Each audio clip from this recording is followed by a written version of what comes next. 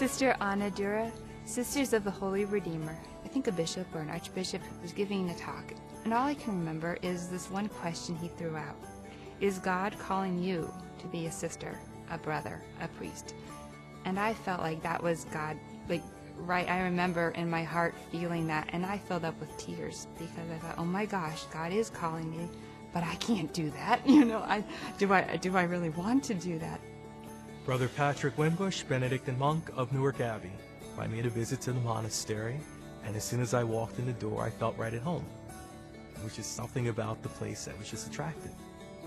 Sister Angela Gertzma, Apostles of the Sacred Heart of Jesus. I told the young man I was dating, when John Paul II said that, that was me. I'm going to be a sister.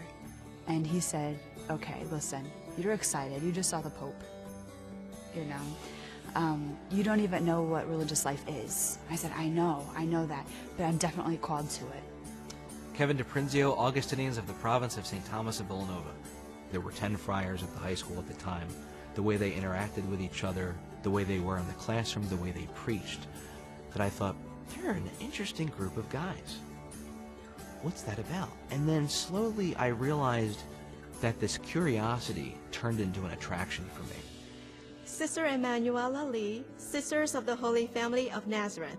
My whole life was in Catholic school, so I was surrounded by sisters and priests. I'm always curious, I'm like, what are they doing, at home? Are they watching TV? Are they praying the whole time?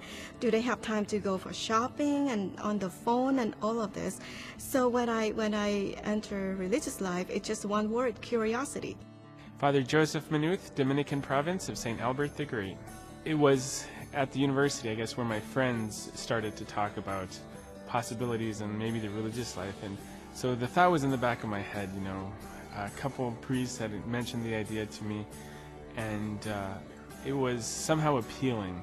The idea started to grow, how awesome it would be to give up everything and follow Christ. Brother Jesus Alonso, Congregation of Holy Cross. So I was there for 6 weeks with the brothers. And then I moved to my apartment, and I was still dating at the time, but I became essentially I missed having those conversations and their company. So I would always go back about once a week. And that's when everything really began taking form, where I said, well, this is something I want to try. Sister Sarah Colas, Sisters of St. Francis of Dubuque, Iowa. I started imagining what it would be like for me to be a sister. Now this is unusual because I'm from Texas. I really wasn't around a lot of sisters growing up. I already knew that I wanted to study theology, and that was separate in my mind from the sister thing as I thought about it. I had not told anyone at this point that I was considering being a sister, and because who would believe me?